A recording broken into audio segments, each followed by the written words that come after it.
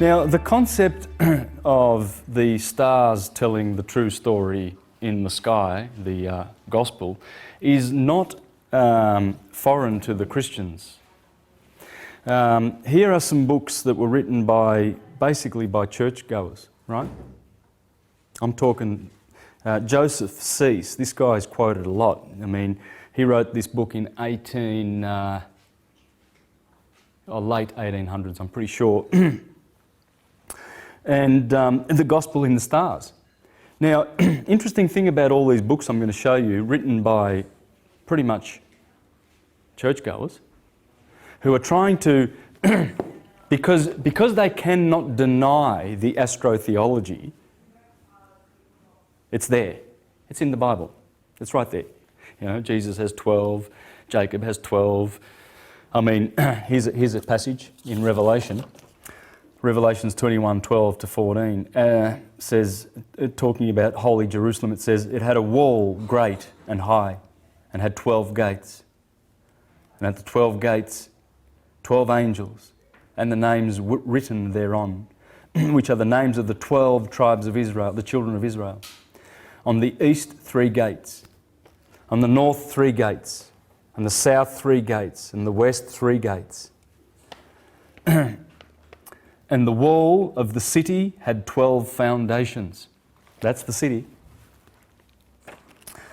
And in them the names of the 12 apostles of the Lamb, the ruler of them all, the Lamb, because the Son is always called the Lamb. Or it is called the Fisher of Men, the Rock, the Twin, the Scapegoat of Israel, the Lion of the tribe of Israel, Aquarius, the Son of Man. So, can't deny it. So what they do is then they sort of reclaim the story.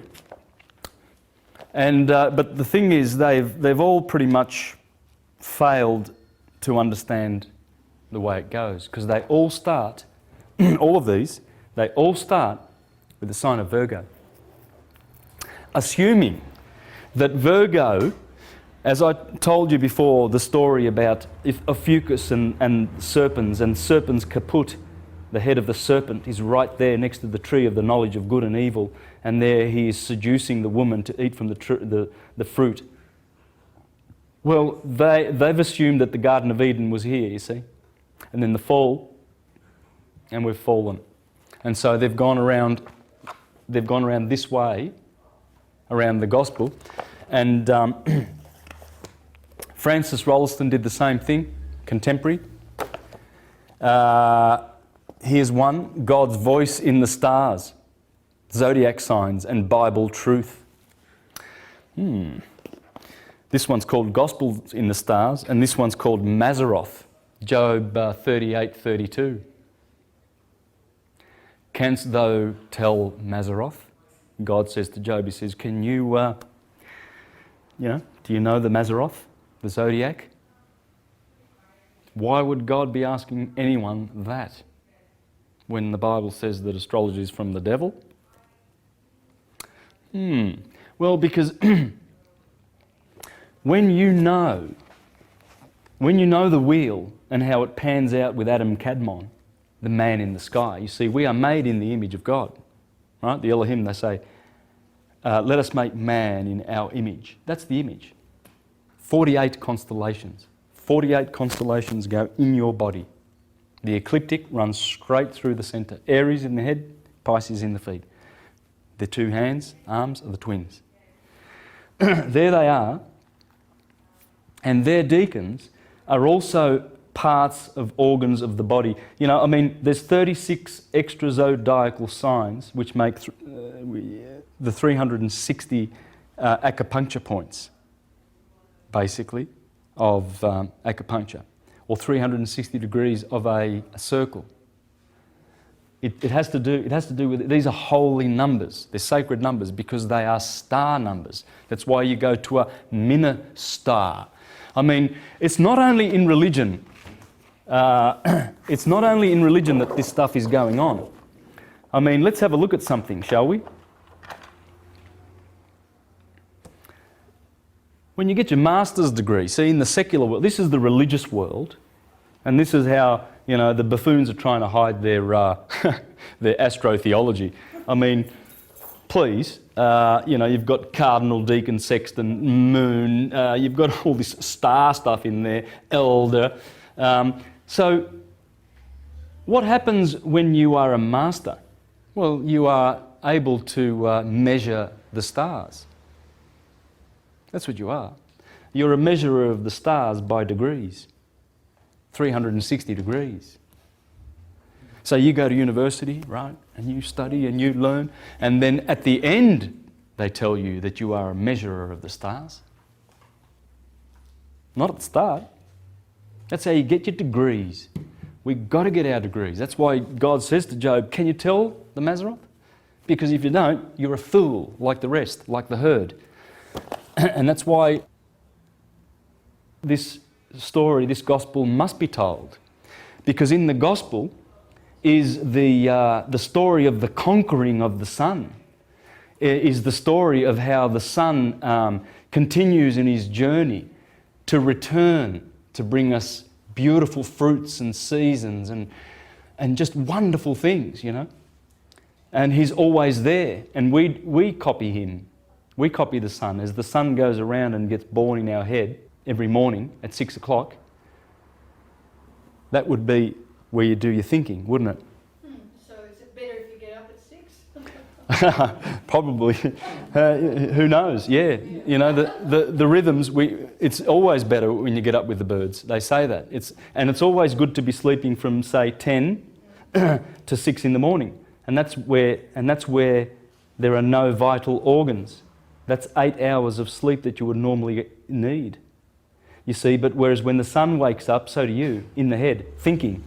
And then Taurus is eating, the mouth, and speaking. Thinking, Aries. Speaking, Taurus. Doing, Gemini.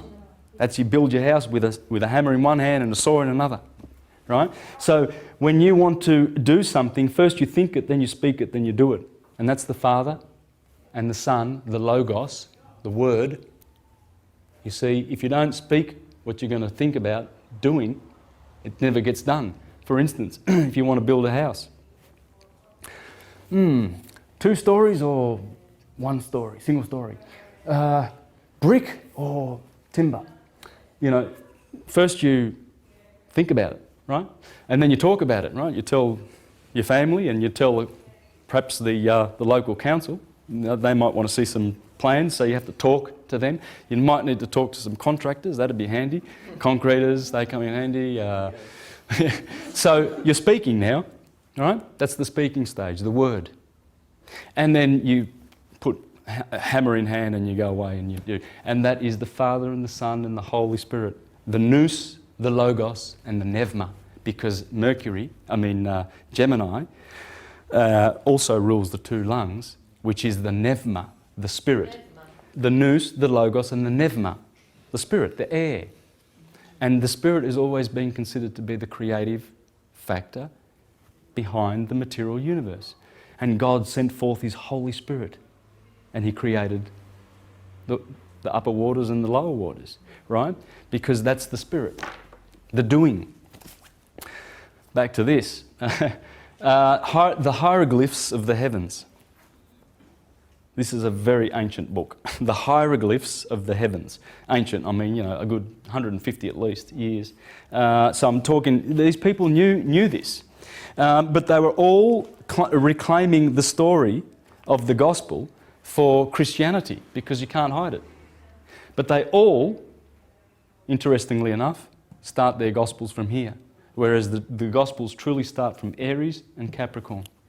Matthew and Luke start here with the nativity scene, and Mark, as I've just shown already, and John begin with, see the Lamb of God who takes away the sin of the world. Because as we've already read, this was dealing with death and sin and awful things, whereas now the Son has, you know, returned and repented. So you've got that. This is an interesting one. The Witness of the Stars by E.W. Bullinger. God's Voice in the Stars, Kenneth Fleming. Peter Le Mesurier wrote one. Now, I'm a big fan of this guy because he wrote about the Great Pyramid. And he's got a lot of great literature, and this I don't think is one of them. Because, well, it is and it isn't, because, I mean, it's wrong. The gospel does not start in Virgo, you know. It starts in Aries. You can start it anywhere, really, if you want to. You can start it anywhere. In fact, you can, because it's a point that defines beginnings wherever it's at. Because it never ends. So you can begin your life in Taurus and be a Taurian, fixed with those qualities, and you will be. Because as the sun and the planets go and produce all these different configurations in the skies, so are there energies that are being reflected back to us along this line of the sin wave, as it is imprinting its mind forces into matter, our matter, and imprints in us the electric and magnetic polarities that we will have for every part of our bodies. The liver, ruled by Mars, hot and fiery. The lungs, ruled by the moon. The brain, the right hemisphere, Mercury. The left hemisphere, the masculine, is Mars. You know, the planets have rulership of everything in your body. Well, you can deny that if you think it's from the devil. Well, go ahead and deny it. And then you will never understand the science and what it means to have Mars in your liver, or the sun in your liver. Or to give thanks for the tasty fruits that are given to us by Jupiter. Because that's what Jupiter does. Al-Biruni explained that everything's sweet. We give grace to Jupiter. That's Jove. By Jove. You know? Yeah, Sagittarius, the ruler of the happy ones. Wherever Jove rules, Pisces and Jupiter, these guys, they get that jovial, Jupiterian, magnanimous, graceful spirit. Because he's the benefactor. He's the greater benefic. Venus is the lesser benefic. So Venus is always there, all right? We're going to see these characters. I'm going to show you some amazing things. So Peter Le Mesurier, the procession of the ages, he called that. The gospel of the stars, celebration of the mystery of the zodiac. Guys, this is pretty incredible stuff. You know, when you really think about this, that Christianity or the churches have tried to reclaim this gospel. There's only one. This is the Hermetic one. This is Hermes, pure Prisca Theologia you're getting here. This is ripped straight from Egypt. This is how it was made, the science. It shall never change, regardless of the precession of the equinoxes and the fact that the powerful equinoxes here. And in fact, this is how powerful these cardinal points are, that they have named the equinoxes to be the point in which the sun, when the sun is at this point, the sign behind it is the sign of the age we're in. In other words, on March the 21st, every year, when you watch the sun rising, right, you find what is the planet behind that? That's the age we're in. So for 2,000 years, the sun has been, Pisces has been behind the sun for 2,000 years. At this point, the equator. That's how important they are, the four horsemen of the apocalypse. What I'm going to do now is share with you some interesting facts, okay? Just some little tidbits about this science to show that this was once upon a time a world religion / science, right? Before patriarchy came in and the theocratic types, right?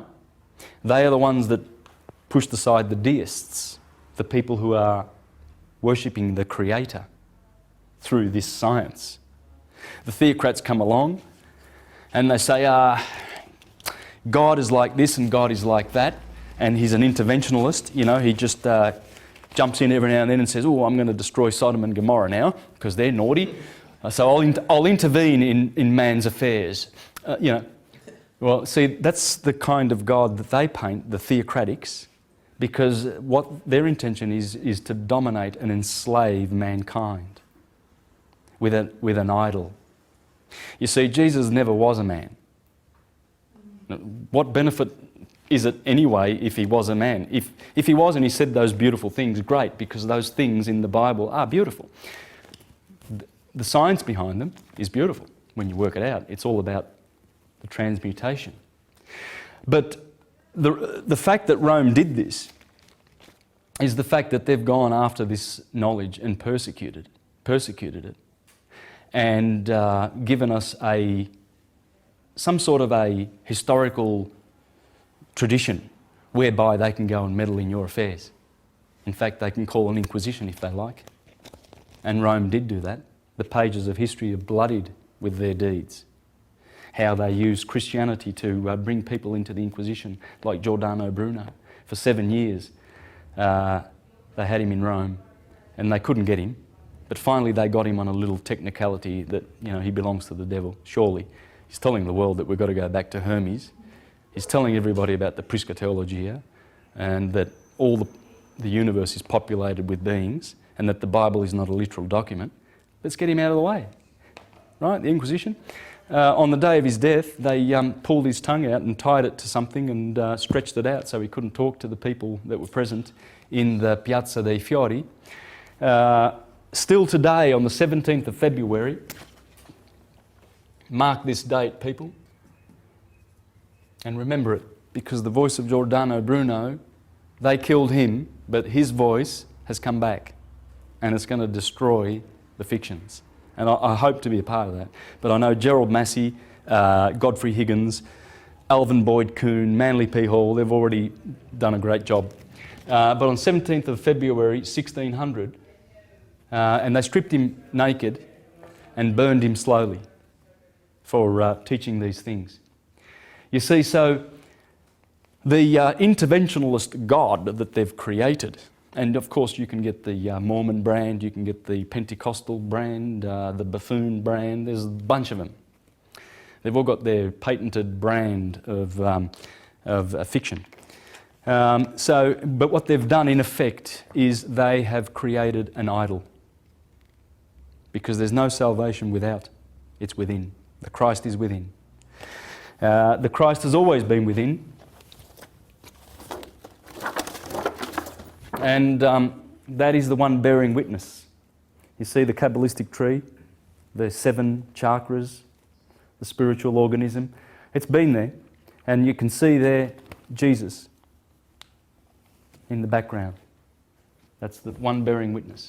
That's the soul in man. Here's some interesting facts, though, that show this, this unified thought process that we once had before the theocrats came along, okay? Ra, the Aborigines in Australia, there's a tribe that call the sun Ra, like the Egyptians. And there's the Apache Indians. Ra. The Elohim, if you go to Hawaii, they greet you with aloha. Elohim. In Turkey, they greet you with merkaba.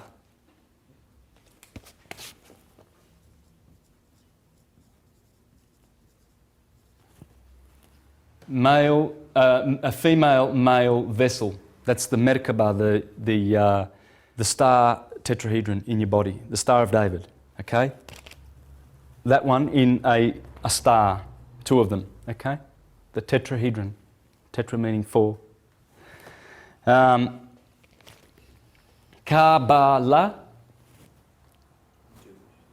same thing, okay? And this is an Egyptian word, but they greet you in Turkey. They say merhaba, like that, right? The Hopi word for the sun is the Tibetan word for the moon, and vice versa. Because they're opposite each other. That's what the Hopi Indians say. They know that. They know that in Tibet, their sun is the moon and the moon is the sun, respective words. Revelation 11:8 says that Jesus Christ was crucified in Egypt. Egypt? No, he wasn't. He was crucified in Jerusalem. No, Revelation 11:8 says that he was crucified in Egypt. Well, this is Egypt. Everything below the kidneys, according to the occultists, was called Egypt. It's red. It's infrared. See, the bottom chakra is red. It's infrared. It's infernal. whereas the indigo chakra is ultraviolet, or the violet chakra, ultraviolet, yeah? That's where the love is. And that's where the higher dimensions are in which we will live. There are chakras, there's an octave of chakras above our heads. And that's the astral world where we go.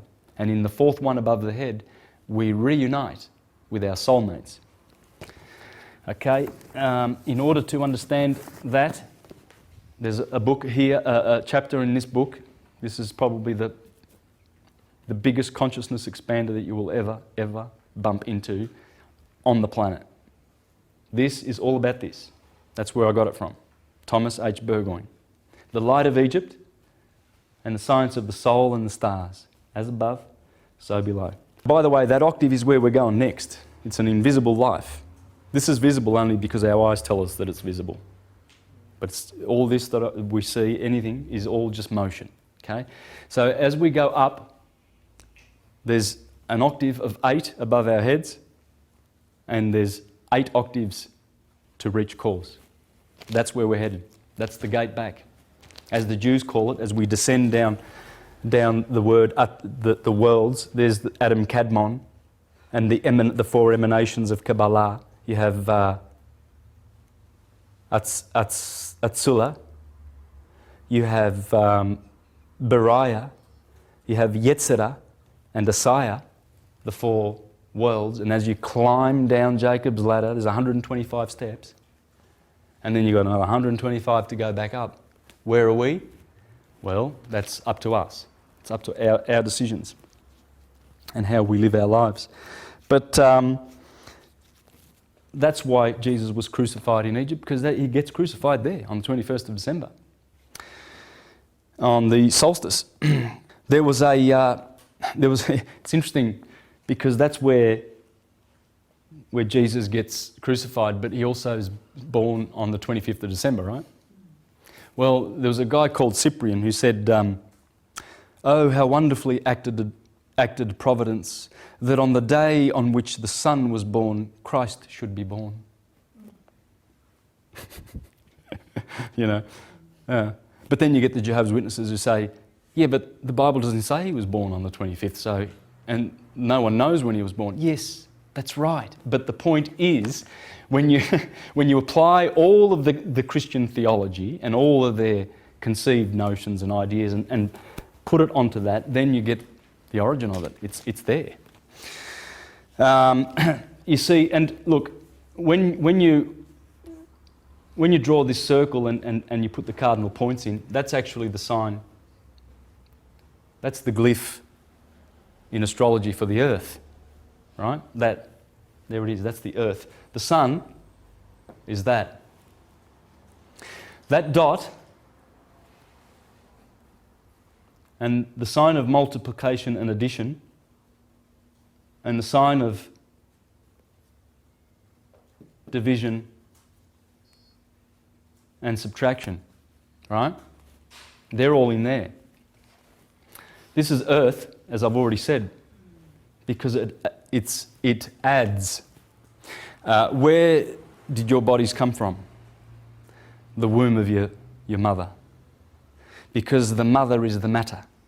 The father provides a little egg called a sperm. That's invisible. That's the spirit. But once they meet in the womb and the 2 eggs unite, then they double and then quadruple, and then they make the Star of David tetrahedron, star tetrahedron, and then and I think that's the last division before it just all those original 8 cells, according to Drumbelow Melchizedek, those original 8 are in the centre of our body and are the original cells that we kept from our mother's womb, and they make the star tetrahedron. The Merkaba has its centre in there, and that's what's causing our Merkaba spin, right? But the earth sign is feminine and it adds. This is water and it multiplies. Water is generation, Scorpio, the generative area, the moon. and the male signs dividing or subtracting and division. And that's the sun, the dot. All these express the science of what we're up against. Now, to understand that better, all of this, Alvin Boyd Kuhn, the esoteric structure of the alphabet, and it talks about this. Let me press forward. Now, a lot of people say, oh, but this is only in English. Can't do it in Italian. Oh, yes, you can. I can do it because I speak Italian. There's more connections in Italian, but you just lose all the thing. But I've already mentioned the word bello. It comes from el, Baal, because if you're as good looking as Baal, the sun in his splendor, of course you're bello. And the Spanish article for the male article, definite article, el. And in Italian it's il. In French it's le. Right? It's the same thing. It's el, it's the sun. And la, like would be in French, Italian and Spanish, is la. That would be luna. Yeah. That's what the Elohim mean. El is masculine, Eloha is feminine, and the M is plural. Male, feminine gods. Saturn is a boy, Jupiter is a boy, Mars, a boy, the sun. They're all the top boys. All right? And the feminine ones are below in the sub-solar world. Okay. Let's have a look at some characters that turn up in the Gospels, right? When the sun comes through Libra and gets judged, we've already discussed that. And so the betrayal happens, okay? That's the same as Delilah betraying Samson. Delilah means the door to darkness. Layla meaning the night, I think. Yeah, the night. So Delilah is like door to the darkness because she's always there. She rules 4 to 6 every day. So she's the door to the darkness. She betrays the sun because she says, "Whit, you're going to go down. You're going to get judged by the Philistines." She betrays Samson. Of course, Samson has 7 rays, 7 locks of hair, and they cut his 7. Again, the number 7 keeps turning up. Interesting, no? Because the sun is the 7-rayed God, according to Proclus. And that's what they always called him, the 7-rayed God, because he has his 7 helpers, doesn't he? So Jesus gets betrayed by Judas Iscariot, okay? The sign of Scorpio looks like this. What would that be in the alphabet? J. Yeah, beautiful. Judas Iscariot. So when the sun, and Antares, the red one, is right here, okay? I've pointed that out. When the sun goes down below here, and it's like Adam and Eve ate from the tree of good of knowledge, so God gave them garments, right? Well, that's what you do when you go down to winter. You need garments, otherwise you freeze. But Jesus, he gets betrayed by J, Scorpio. Scorpio, the November month. That's the betrayer of the sun. He's always ready to grab the sun and backbite him, as the sun falls in the fall months. And he does that with the kiss of betrayal. Because when a backbiter, which was a scorpion, bites, it leaves this mark. So that's why Judas betrays the sun with a kiss in the Garden of Gethsemane, Sagittarius. Now, who's in Sagittarius? Well,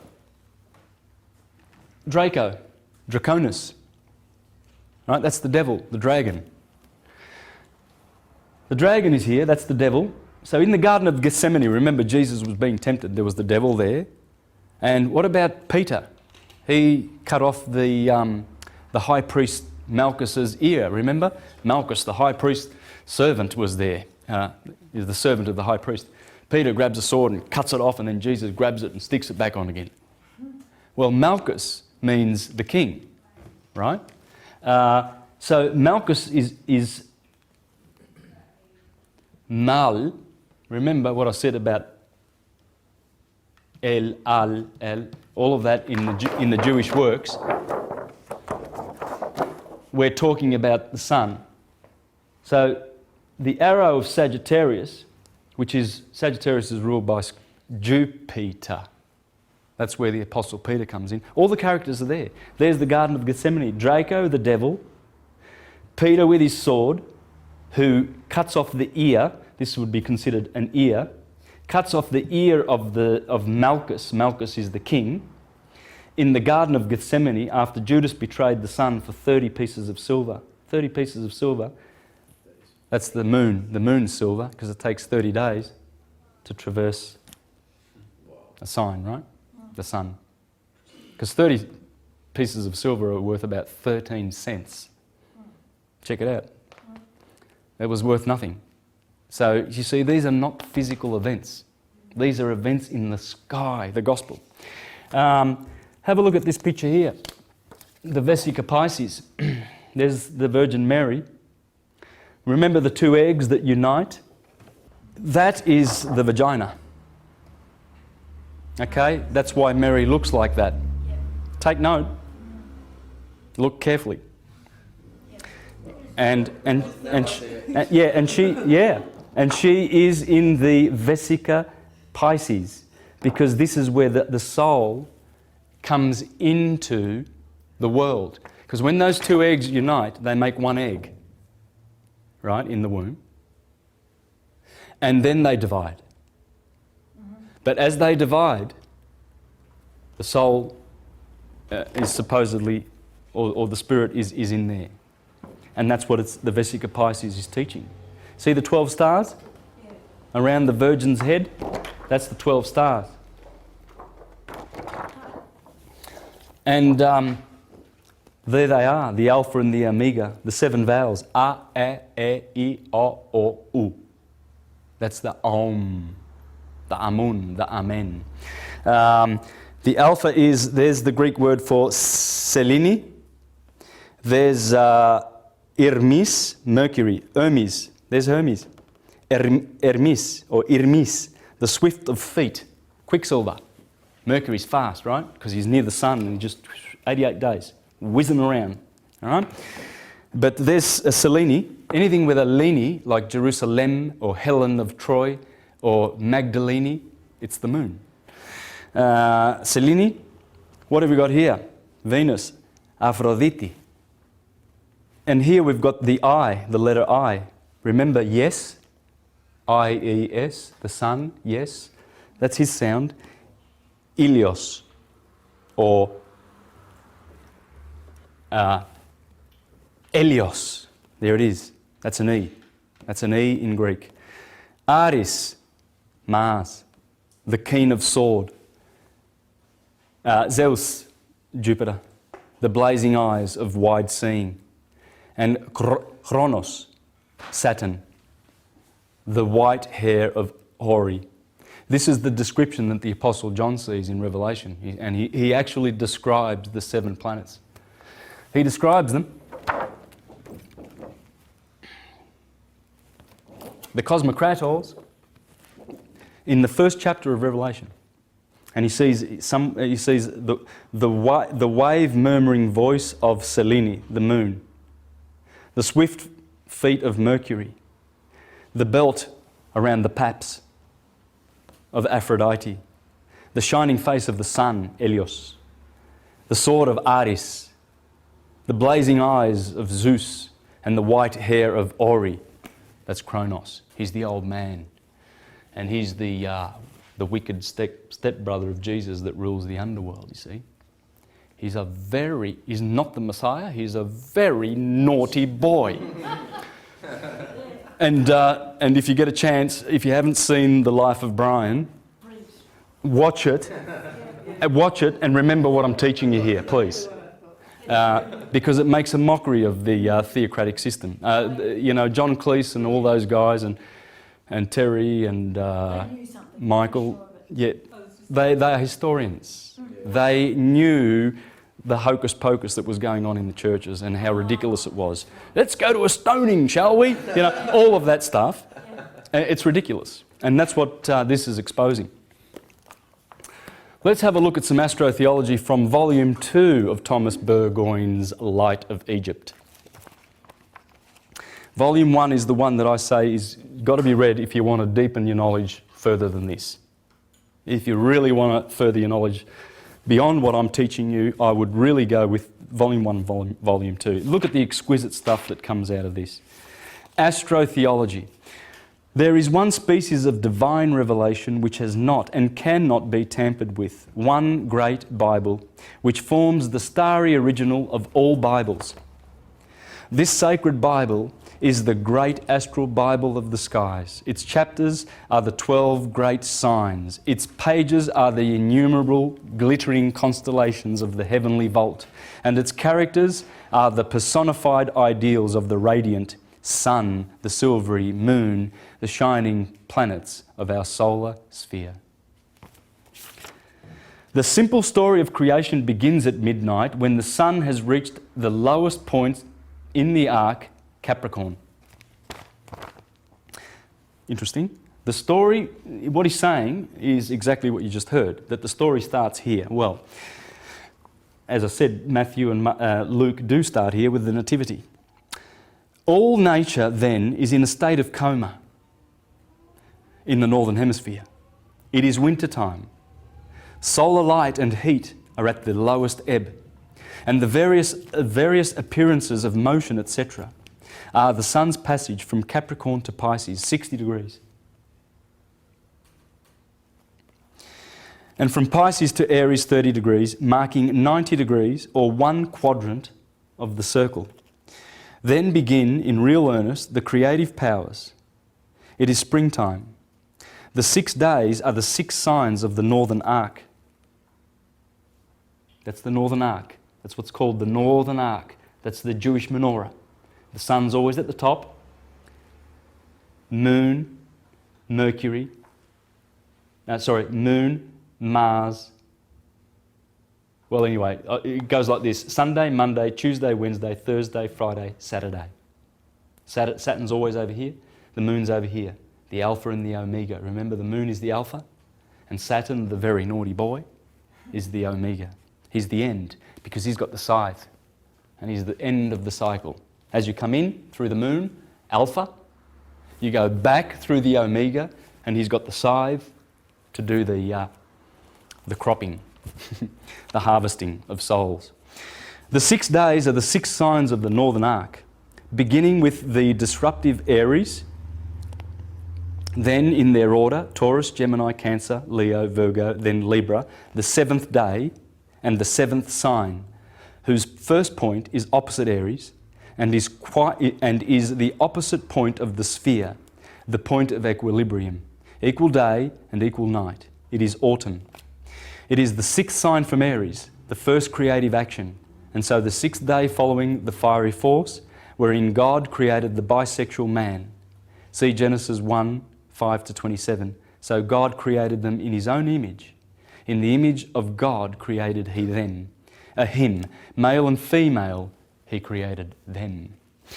It is the 7th, or the day of the Lord, man, the climax of material creation and Lord of all living things, and he rests in the blissful Garden of Eden, the 7th day, and the 7th sign is the concealed sacred Libra, the perfect union of the senses. Then comes the fall from Libra through Scorpio and banishment from the Garden of Eden, because this is the Garden of Eden. This is banishment from the Garden of Eden. It is the story of Satan, or winter over summer, etc. It is useless to repeat the same old story, same old story. Put 2 olds in there. The yearly journey of the sun around the constellated dial of deity is the astrobasis of all primitive cosmology. Hermes Trismegistus.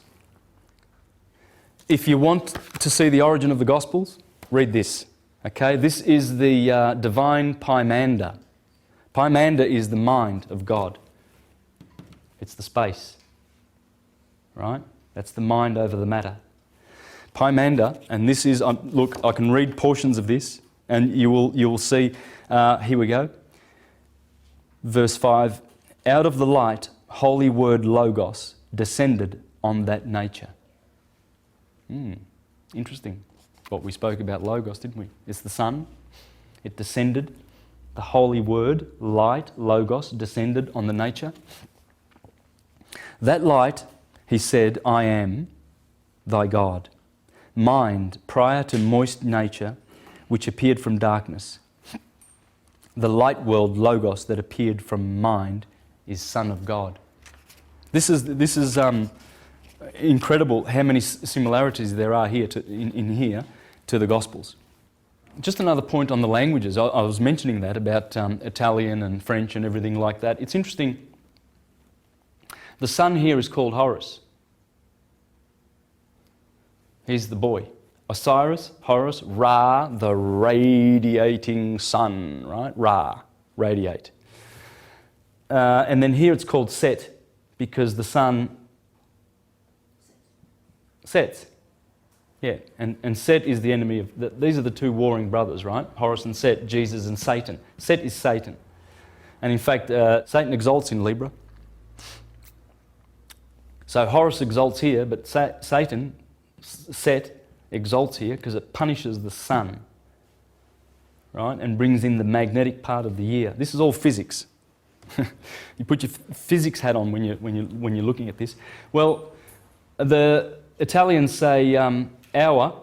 That's the word for hour, right? The Italians say ora. Does that look like Horus to you? The French say heure. The Greeks say ora. This is all... I mean, you can choose any language and do this. The words are there. They are still there. I mentioned this book before, The Biography of Satan. And this is Kersey Graves, okay? Dealing with astrotheology over 130 years ago. Here's what he said in chapter 7 of this book. Winter was, with her cold, bleak drapery, and her widespread desolation and destruction, in the estimation or imagination of the ancients, the principal and most prolific source of evil, i.e., the god of winter. That was the most prolific source of evil. Right there, people. This is how it works. You're going to see this is beautiful. The principal inhabitants of the earth, as heretofore intimated, having noticed that during 6 months of the year, the powers at work in nature are engaged in fructifying, vivifying, beautifying, producing, etc. And that during the other 6 months, some apparently adverse power arrested, blasted, and destroyed those desirable operations and their results. They hence imagined two contrary hostile powers, engaged in perpetual war against each other.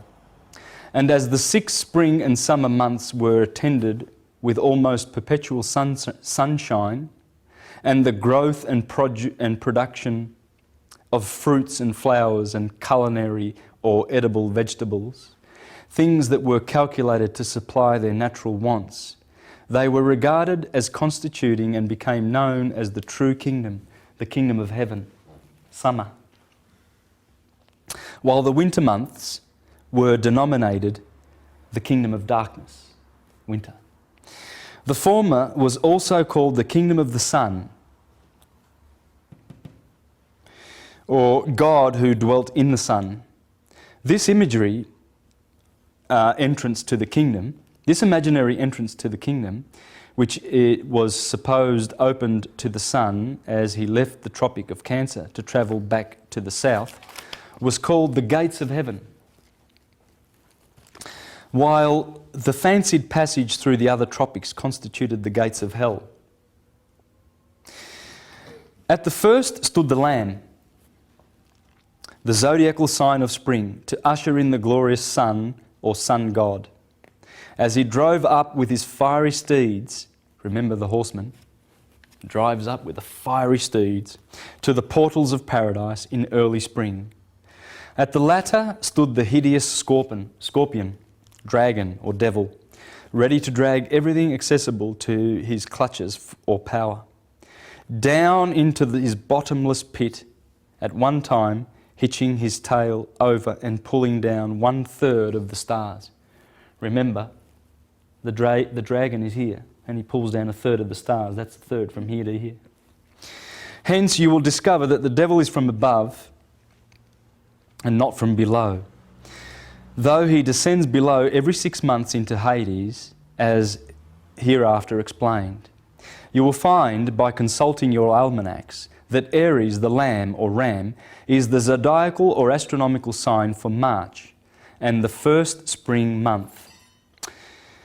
And the scorpion was, through the eagle, though the eagle is now, the sign of October, the first winter month, in the bisectional division of the year. That is, by dividing the year into 2 seasons of 6 months each. St. John speaks of the dragon having power to hurt the 5 months, and astronomically speaking, he does hurt the vegetable production of the 5 principal prolific months of the year with a vengeance. They are the 5 months, these from here, from Scorpion to Pisces. That's the 5 months that the dragon has power to hurt in Revelation.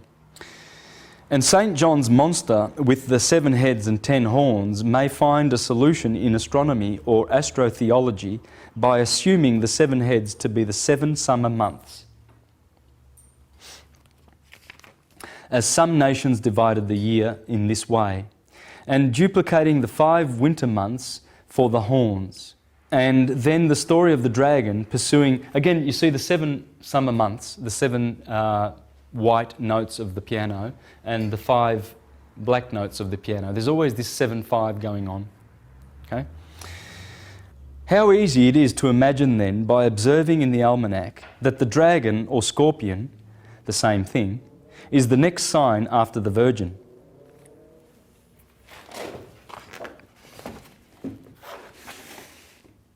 There's the dragon, and the next sign, Libra was always considered to be, the Virgin was always considered to occupy the whole of this space. And then they put this in here. So the dragon is always, he's the red dragon because there's a red star there, he's always following the Virgin. And it may be more than fancy to associate the woman and the serpent here with the scene in Eden, where a serpent is represented as tempting a woman, Mother Eve, to masticate a pippin with her new incisors and molars, which never had been used. He's being sarcastic here. Yeah. And as we find a man also Aquarius among the signs of the zodiac, this may be Father Adam. For it is more agreeable, not to say honourable, to fancy or conceive of our first parents being formed among the stars than in a mud hole, according as the Lord said unto Moses. The prophet Daniel speaks of a great contest between a ram and a goat. Remember the contest between the ram and the goat? The goat rules the solstice. The lamb rules the equinox. Both of these you will find represented in your zodiac and apparently chasing each other through the heavens. Again, St. John's marvellous figure of a woman clothed with the sun. Remember the woman clothed with the sun? There's the sun, the back of her head, and the moon at her feet, and a crown of 12 stars upon her head. It is easily understood when viewed through the astronomical mirror. More appropriately, may the astronomical virgin woman be said to be clothed with the sun than could be said of any other 12 of the other 12 signs of the zodiac, judging from her situation among the signs and her relative position to the sun. There she stands right in the focus of the sun's rays in August, the hottest month of the year, and thus is clothed with the sun more brilliantly than that of any other sign. Of course the Virgin is clothed with the sun. And in here he talks about how the woman is being chased by the dragon and he follows her into the wilderness. You see, when Virgo goes down below the horizon, anything below the horizon is the wilderness, right? When the sun sets, it's gone down into the wilderness. That's what the astrologers used to say. So he follows her into the wilderness, right? And then it says that he gouges out a river from his mouth to swallow the woman. Well, what's coming up is Eridanus. Eridanus runs from Aquarius, opposite Leo, right? Eridanus. You'll see it in the sign of Taurus. From the feet of Orion and from Aquarius comes the river. And that's the river in the sky. In Revelation, Jesus has 12 stars in his right hand, 12 congregations that are in Asia. Seven. 7 stars in his hand, and the 7 stars that are in Asia. Now, when you follow those stars, the first congregation is they're all in Asia Minor. Now, Asia Minor is like modern day Turkey, so it goes out like this. And of course, they reckon Troy was here somewhere, but you've got the cities going from Ephesus to Laodicea actually form an arch, right? And it's this arch here. This is Ephesus, and this is Laodicea. Now, this is explained by the Reverend Robert Taylor in the year 1830. He went to jail. He went to jail for teaching this stuff. And I can't say enough. I learnt so much from this book. This is the best astrotheology that you will get. He has deciphered them all of them. And I've done portions of this in some of my other videos. I've done the Gospel of Luke, showing how the Virgin visiting Elizabeth and all of that stuff having to do with the Gospel of Luke and the very first chapters is explained in the stars. First city is Ephesus.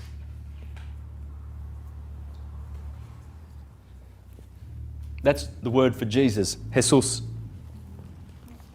Ephesus from Ephesos. The writing is very small here. Upon Jesus. No, it's all right. The same as Jesus, the Gaelic name of the god Mars, whence our English name for March, who is the Lord of hosts of the Old Testament, the Lamb of Gad. So Jesus is also Mars, because this is Ephesus. This is the congregation in Asia that is Ephesus, Aries. Jesus, as in his role as Mars. Mars, who rules the sign of Aries.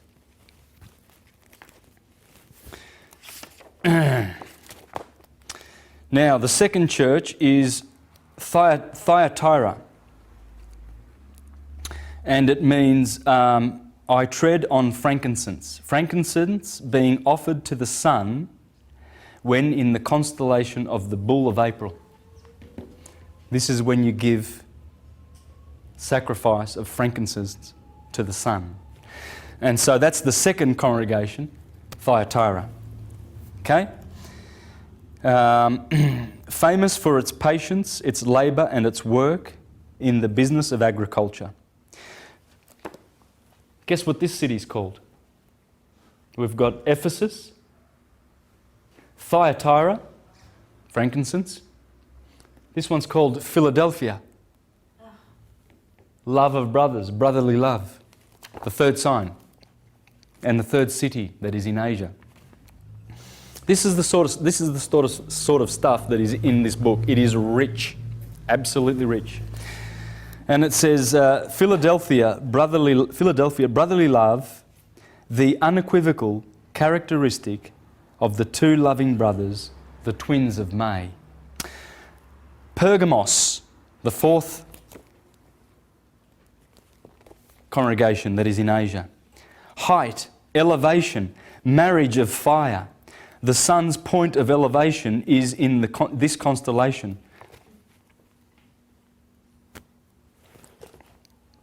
Which dwelleth where Satan's seat is. The Hydra's head, being as you see on the celestial globe, immediately under this church, which is Cancer, the crab of June, whose name is Thomas, who in the gospel allegory was but a crabbed sort of fellow and half a mind to go back again, because the crab has to go back again, right? So this is the Pergamos, the height. Pergamos means the height, the elevation. The fifth congregation that is in Asia is Sardis. Sardis means the rock, the stone or pillar, and dis means God. So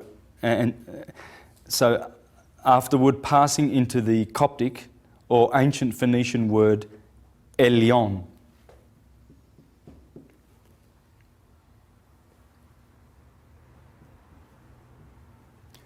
Right, so Sardis in the Phoenician is Elion, the sun. El and on means the being. And in French and English became the word lion. Lion. So Sardis means lion. Right? Smyrna, the sixth. Smyrna. Is this Smyrna? Myrna would probably have to do with Mary. Yeah? Isis Mary. So it says, the word signifying a bundle of myrrh, Smyrna. The offering made to the sun in the Virgin of August.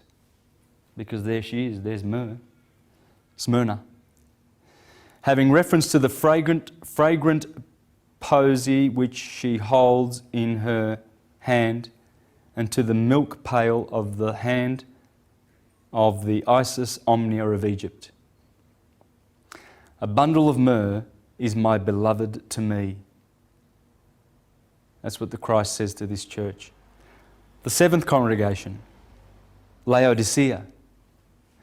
The last of the summer months, that is, of the Asiatic churches, is Laodicea.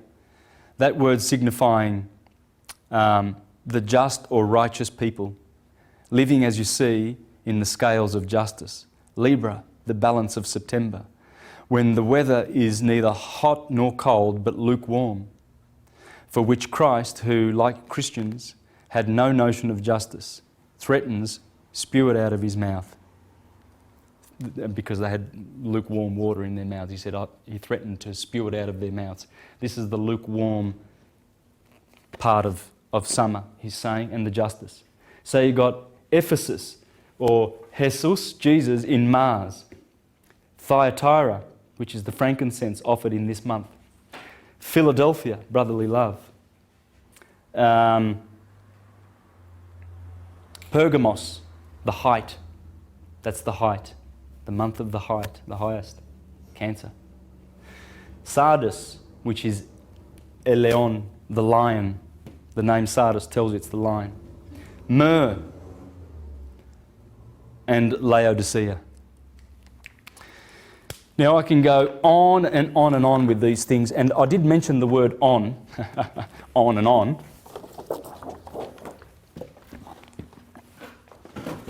When you turn the light on was the name for the sun in Egypt. It's the one. It's the soul. That's what the name of sun is, isn't it? The solo. Yeah? Or it's called Apollo. Any Greeks? according to Macrobius, Apollo's name is related to the sun. Remember I said he named all those Dionysus, Sabazius, Horus, Pan, Saturn, Jupiter. They're all names for the sun, right? So he's saying here, of course, Apollo, Pollux and Castor. Apollo is up here. Is related to the sun by many different paths of understanding, which I shall pursue in order.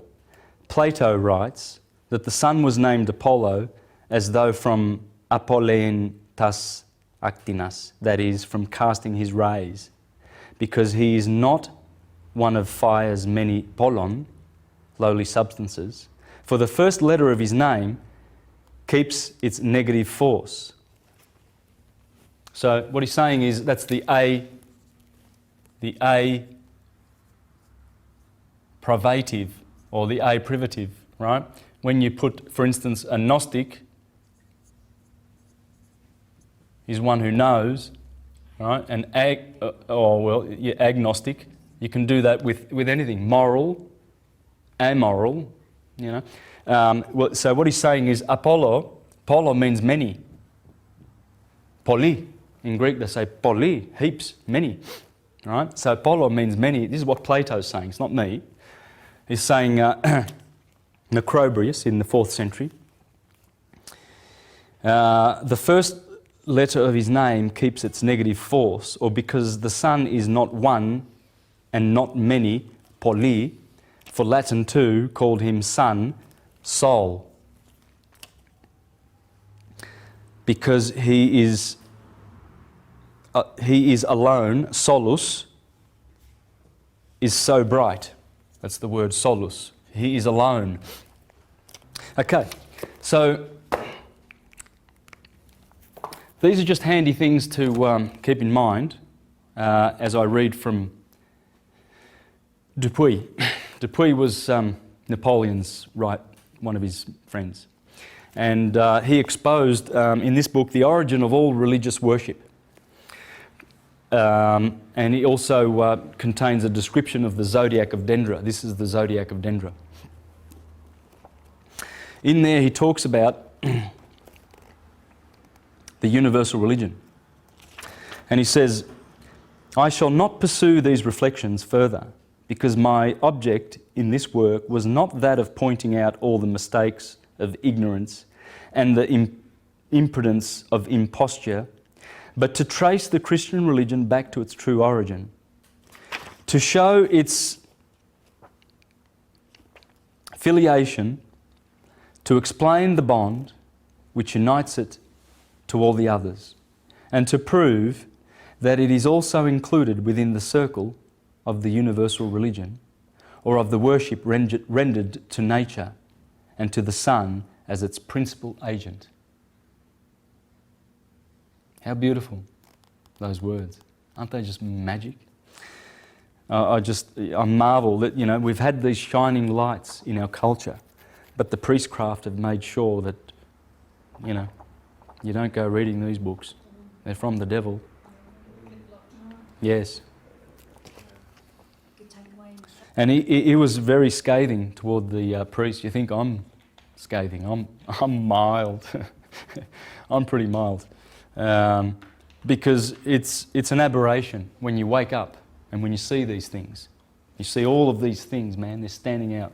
I don't put them there. You know, look at that, you know, that's there. The setting sun right there on the scales, balance. A scorpion right there to bite the sun. A lamb, the wool of the lamb being the blossom, the bull to plough. It's all on cue. I didn't do that. Judas. Finally, there are a great many people so badly organised that they believe everything except that which is dictated by common sense and sound reason, and who are as much afraid of philosophy as the hydrophobist is of water. Those will not read our pages, and we shall not care much about it. We repeat that we did not write for them. Their mind is of the pasture of priests. the same as corpses are of worms. We only write for our true friends of humanity and reason. The rest belongs to another world. And truly their God said to them that this kingdom was not of this world, or in other words, of the world, where people will reason. And that blessed are those who are poor in spirit, because the kingdom of heavens belongs to them. Let them have their chimeras, and let us not envy the priest for such a conquest. Let us pursue our way without stopping to count the more or less suffrages, which may be obtained by thus offending credulity. And after having laid bare the sanctuary wherein the priest shuts himself up, let us not expect that he will invite those whom he cheats to read our work. Yeah, they're not going to invite, there's no priest going to say, hey, listen, you want to know about the true Prisca Theology? Read Dupuy. He's done a great job. No, the priest is going to say, I've got some books for you. Oh, he's going to love indoctrinating that. And a lot more too. A lot more than that is he going to serve up to that poor child. They've been exposed. The day for fiction is over. Okay? This has busted them. Kersey Graves. Kersey Graves, that's the same book I read from before, same author, Kersey Graves. He wrote in his book, The World's 16 Crucified Saviours, he wrote to the clergy way back then, and he said, your game's over. You've been busted. What are you doing? Why don't you go away? Well, the reason they won't go away is because the elites need them. The elites pump a lot of money into the 30,000 fictional Christian religions. They're corporations.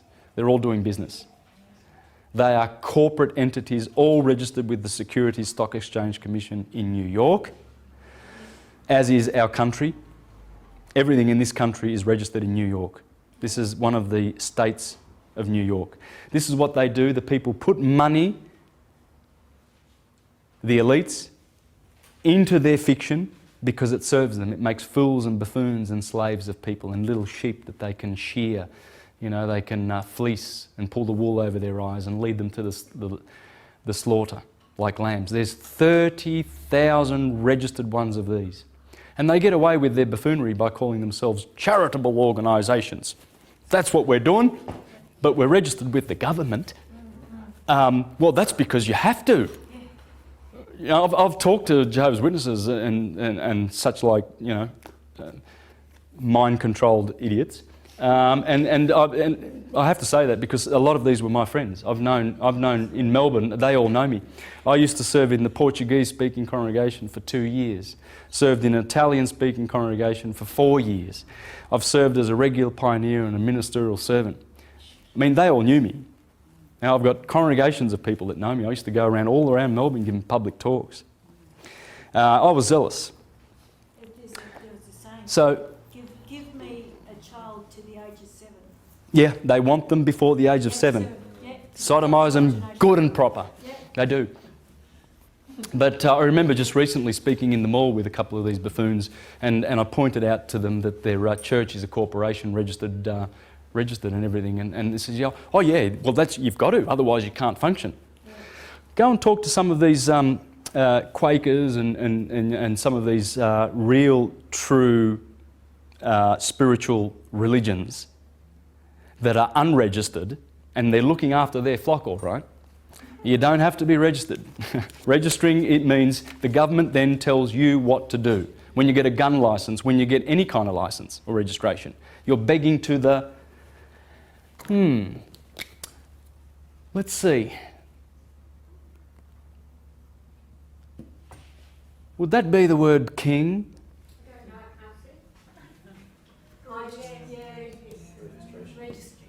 Yeah, so we have to be registered in order as a corporation, in order to function. in order to steal your frickin' money. That's what it's for. I mean, you look at the Watchtower and Tract Society headquarters, right? Have a look at the mega properties that they've got. They're worth billions. They own a corporation called Rand Cam Corporation. They own 51% shares in it, and that corporation makes military machines. Yeah. That's the Jehovah's Witnesses that come knocking on your door. Hello, we'd like to talk about Jehovah to you and see if you can be brainwashed and mind controlled like me. That's the time to send them a running. Rand Cam Corporation. Have a look at silentlambs.org. Ex-Jehovah's Witnesses. They were involved in the writing department for 30 years at the headquarters in Brooklyn, and they saw all the pedophilia and all the protecting of pedophiles. Check them out. Check them out. Oh, it's all of them. They are all pedophiles. They protect pedophiles because they deal with pedophilia in-house. They don't deal with it. They don't get the cops in. They don't get the law and the justice and say, hey, one of our brothers has just abused this woman's young child, and she's, she's a widow, and look, and grab him. Oh no, what the Jehovah's Witnesses do is they say, we must protect Jehovah's reputation, brothers.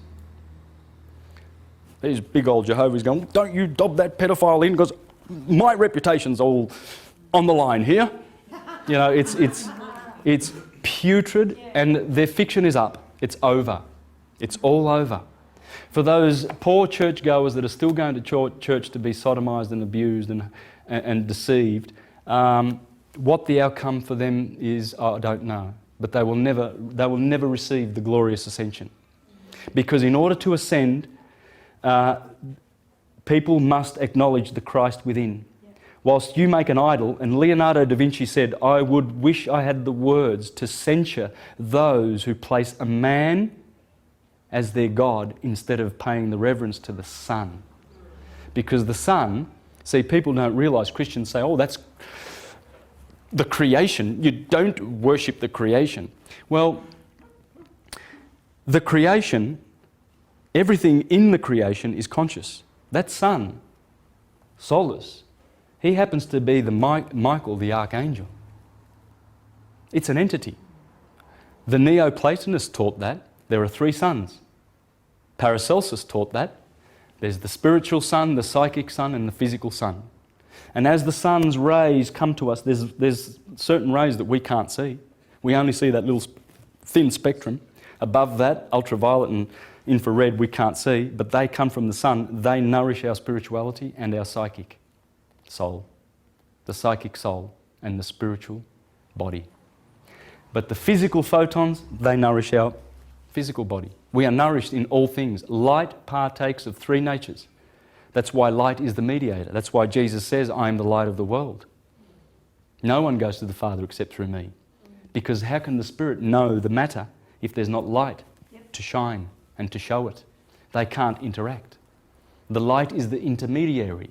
It's the intermediary between the Father and the creation, the waters above and the waters below. See, this is water. Fire is water.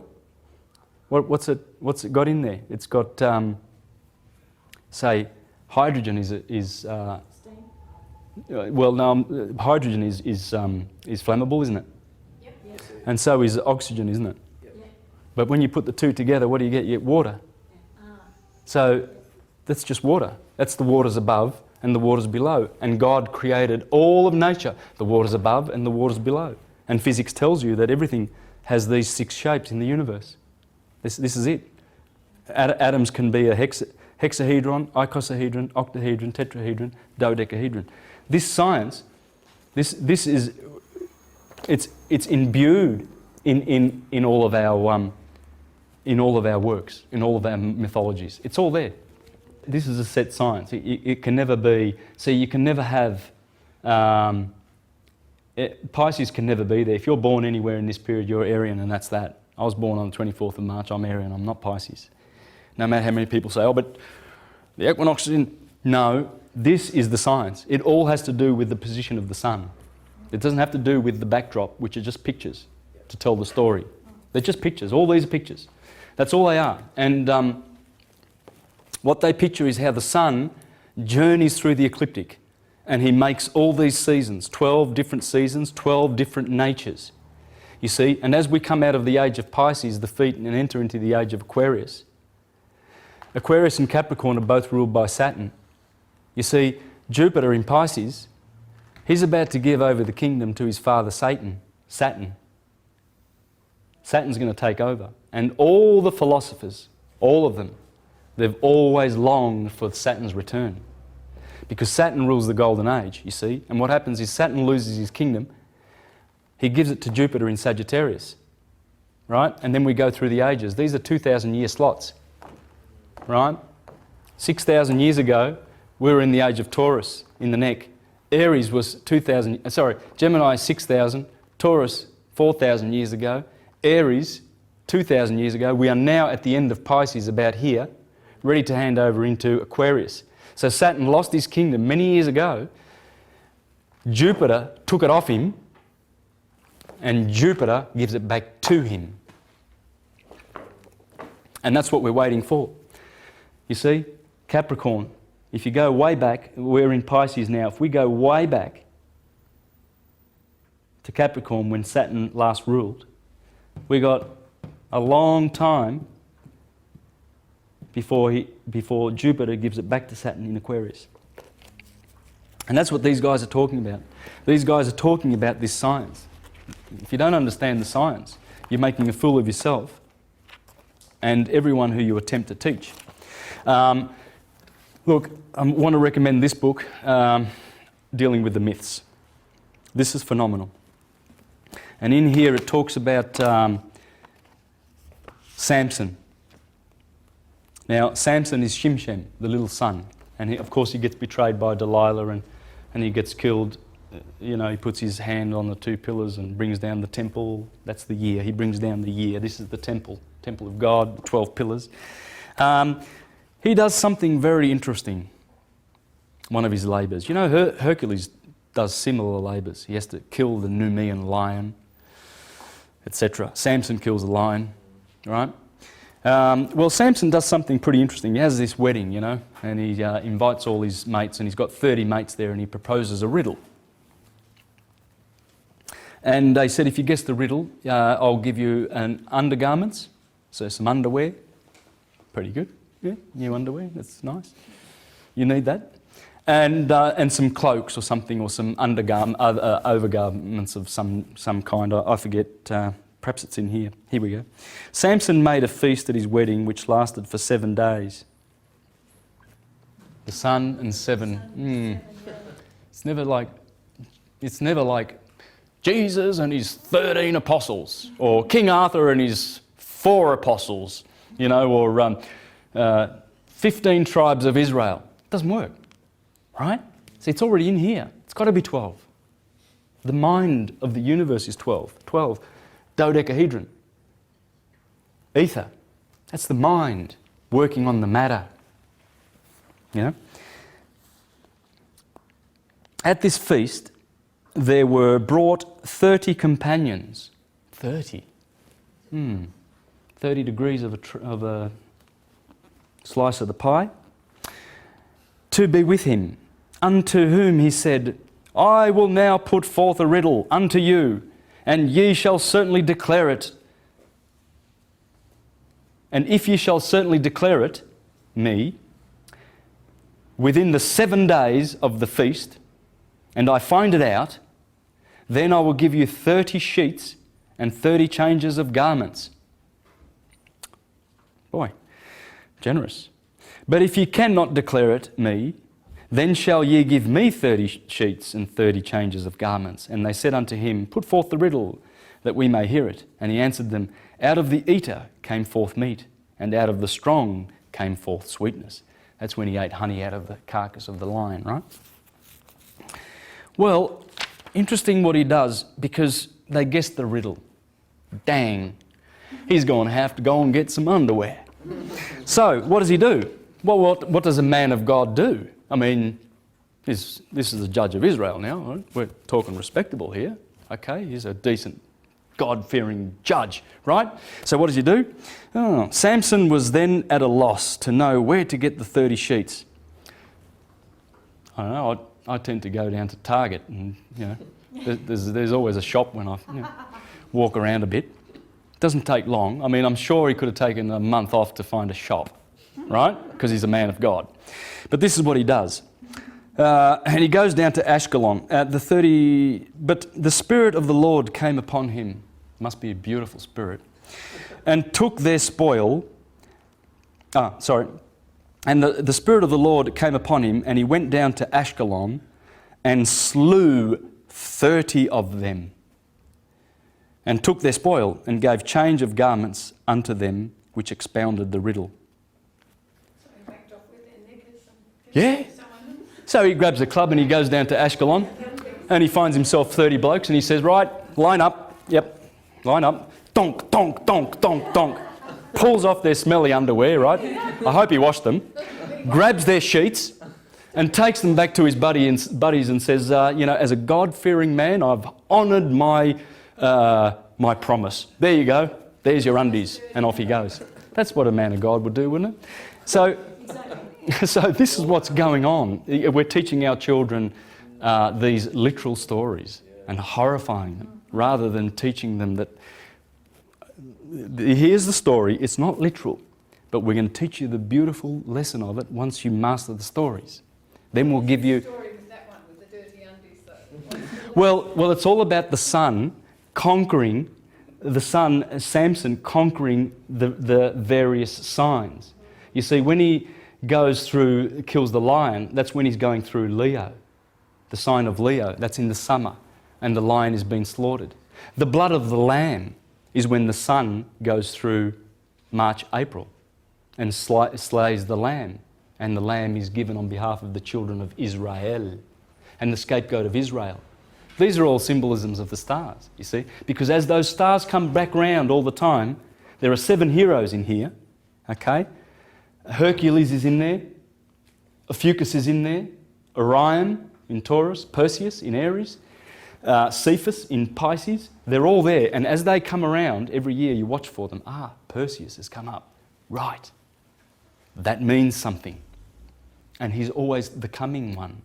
That's why Jesus is Jesus, the coming one. Because as those heroes come up, they all represent Jesus. They all represent the Son, because the Son is in them.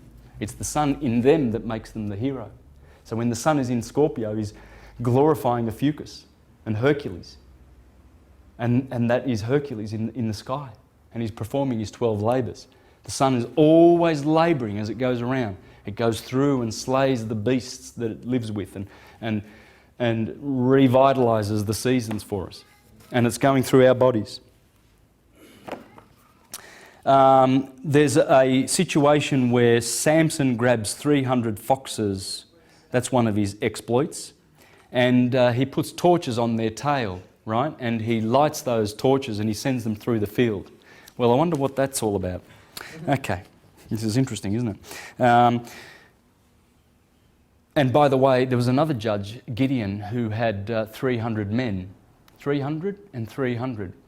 I wonder why these numbers keep reappearing, which reminds me, I'll read something interesting from Joseph Atwell's book in a minute. Please do not let me forget that before I close, because this is what it's all about.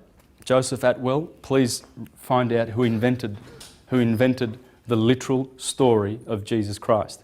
Flavius Josephus. Did I say Flavius? Would that be the Flavian dynasty of Vespasian, Titus and Domitian? Yes, it would be. They are the people who destroyed Jerusalem, the Caesars of Rome. They created the Jesus story to enslave Rome and all of her conquests. Now you can see Joseph Atwell speak on YouTube.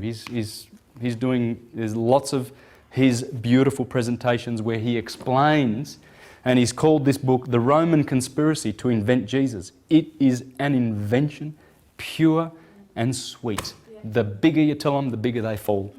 And people will kill you if you deny it. They will thrust a sickle in your eye the moment you deny their historical Jesus. Why? Because of that composite guilt you could say, the consciousness of the fact that he didn't exist. Coming through history, it's a lie. That's why they kill you for it. They will kill you for it because they've got no other defence. They can't say, oh, here's the proof. Hang on, let's go to Tacitus and Suetonius and Josephus and all of these, Pliny the Younger, and give you real proof. Let's go and do that, shall we? Conditioning of the lie. Yeah. So what they've done is, rather than giving any proof, they kill you. That's a pretty... Samson did it. Why not? Anyway, I'll just finish this real quickly and then I'll finish that and away we go. What happens with those foxes? Why is Samson lighting up? I mean, would you really do that? Would you really do that? It's not really physically going to happen, is it? I mean, Samson's not really going to go and kill 30 blokes for their undies. It's not going to happen. Please, Sunday school. Yeah, good, strong pair of bonds. Yeah. Surely he could have gone down to the lingerie shop and bought some undies for his friends. God, no, I think we need to perhaps show the life of Brian in all the 30,000 registered corporate Christian churches. Would have you found it funny when you were Jehovah? No, I found it funny. I was pretty open-minded, yeah. I did a lot of this study way back then, you know. I was reading Immanuel Velikovsky, Alexander Hislop, The Two Babylons. I was going to share something out of this. The Two Babylons by Alexander Hislop. This is an amazing volume. He wrote this in 1913, proving that Rome is Babylon Mark II. Anyway, look, I won't read it, but the fire has to do with the frost of April and Sirius coming up and everything, and they always used to burn the fields, and foxes were a part of it. It's just it's just a solar, lunar, religious tradition. That's what Samson, with his 300 foxes, is all about. Now, in this book, I really do recommend you read that if you want to. Another good book that I want to recommend is Christian Astrology. This is from the 15th century, people. William Lilly. Christian Astrology? Christian Astrology. Chiasmus. This is a good book. It talks about the form history in the Bible. It's talking about folklore that was developed over many millennia, which created forms and shapes of literary works. So, and they are called form history. You see, he says form history is a preliminary study to history of literature. Its centre of interest is not the Gospels as they now exist, but in the small component parts of the Gospels. These parts have had a long history before they were entered and written Gospels. The writer of the Gospel does not create these sections. They are the work of the folk spirit operating unconsciously in the shaping of the material. The writer merely acts as an editor. You see, what they're doing is they're giving transvaluative force to those folklore traditions. That's what they're doing, and it's in the Bible. He calls it form history. And it's beautiful because he goes to point out how the synoptic Gospels all have Jesus at birth, at the age of 12, and at the age of 30. They all seem to have amnesia about what happened in between. And he's showing and he's proving by such means that the Gospels are just form history. They're just doing this. You know, it's all part of, locked into the solar cycle. You know, and he proves it. That's chiasmus. But Caesar's Messiah is a beauty. He shows how Joseph and Esther and Mordecai had so many similarities. How about this?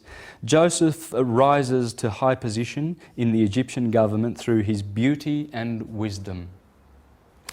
Esther rises to a high position in the Persian government through her beauty and wisdom.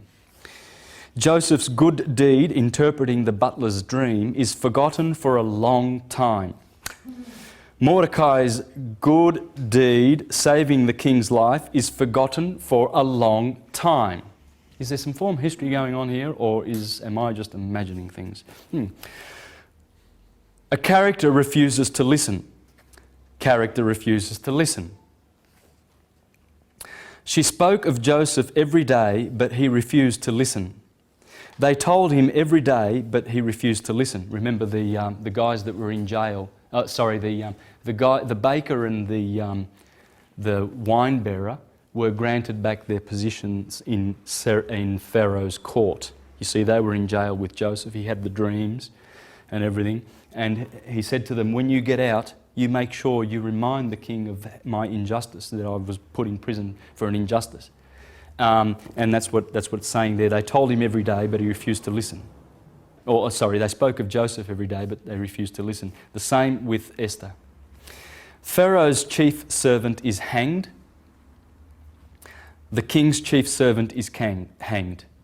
Remember, Mordecai got the chief's Haggai, I think his name was. What was his name? Haggai, I think it was. Hamar, sorry. Hamar was the guy that was hanged. I might be wrong.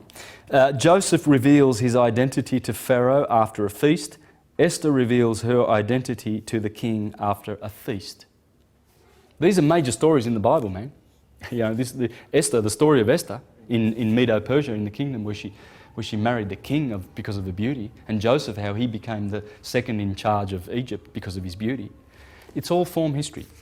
For instance, the Old Testament and the New, Jesus and Moses. Any similarity? Pharaoh wanted to kill the little children. Herod wanted to kill the little children. Moses fled from Egypt. Jesus had to flee to Egypt and come back again from Egypt. Joseph takes the name of Israel. Joseph takes old Israel down to Egypt. Joseph, the father of Jesus, brings new Israel down to Egypt. Right? So Joseph, the father of Jesus, brings him down to Egypt. Right? But Joseph takes his father Israel down to Egypt. This is just staggering, and it goes on and on and on. Pharaoh massacres boys. Herod massacres boys. All the men are dead. Remember that an angel came to Joseph and said, you can go back to Jerusalem because all the men that wanted to kill your son, they are dead. And so they returned to Nazareth, right? Well, that's the same with Moses. They said, the Pharaoh that was persecuting and wanted to kill you, he's dead. You can go back to Egypt.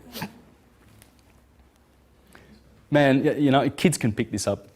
It's childish. It's ridiculous. It's absolutely ridiculous. Passing through the water, Jesus' baptism. Tempted by bread. Remember, Moses was tempted by bread in the wilderness. Do not tempt God. Jesus also said, do not tempt God. Worship only God. Jesus also said, worship only God. And the list goes on and on and on. On and on. Look, I'd like to close with some encouragement on a few other products and people that you can look up and reference for this knowledge, okay? The Pyramid Code is a brilliant product dealing with the true origins of Egypt. This is where Hermes, this is where it comes from. And in here, Carmen Boutler produced this, and she's done a marvellous job. In here, she interviewed Abdel Hakim Awian, the indigenous wisdom keeper, who passed away in about 2007. And he was the man. He's the man that's interviewed in here, so you can grab his wisdom. He was one of the people who are directly in line, an origine from Egypt. And he inspired these books. So Stephen Miller went down to Abdel and Hakim and interviewed him and got a lot of wisdom from him. And these books are showing the true history of Egypt being, minimum 50,000, 60,000 years old. Pre-dynastic.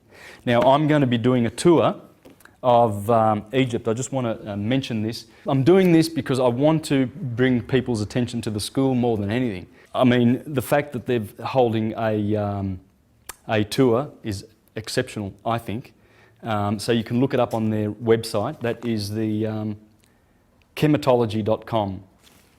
Okay? Chemet is K-H-E-M. Chem.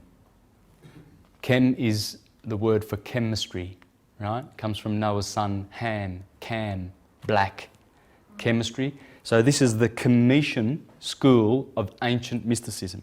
So I'm going to be a guest speaker with the son of Abdel Hakim Awian, and his wife Patricia Oyan.